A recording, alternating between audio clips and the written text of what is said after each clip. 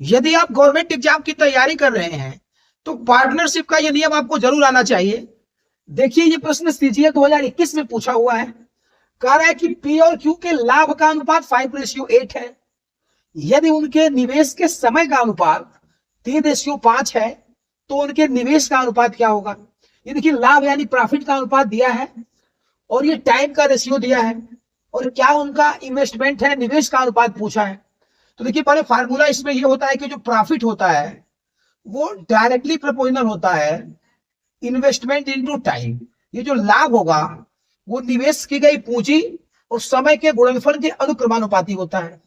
तो यहां से हमें इन्वेस्टमेंट पूछा है, कितनी पूंजी लगाई गई, तो इन्वेस्टमेंट जो हो जाएगा ये डायरेक्टली प्रोपोर्शनल हो जाएगा प्रॉफिट अपॉन टाइम, यानी हमें प्रॉफिट और टाइम का रेशियो निकालना है तो इन्वेस्टमेंट का रेशियो आ जाएगा।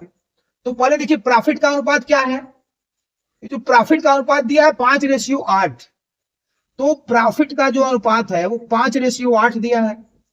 और ये समय का अनुपात क्या है, टाइम का अनुपात क्या है, ये 3:5 है। तो समय का अनुपात 3:5 है। अब हमें इन्वेस्टमेंट का रेशियो चाहिए, यानी लगाई गई पूंजी का अनुपात चाहिए।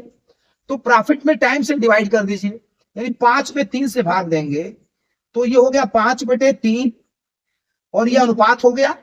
अब ये प्रॉफिट और टाइम है तो 8 में आपको 5 से भाग दे देना है, 8/5। तो ये इन्वेस्टमेंट का अनुपात हो जाएगा, पूंजी का अनुपात हो गया। ये पी की पूंजी का अनुपात हो गया, ये क्यू की पूंजी का अनुपात हो गया। अब इन दोनों का अनुपात निकालना है।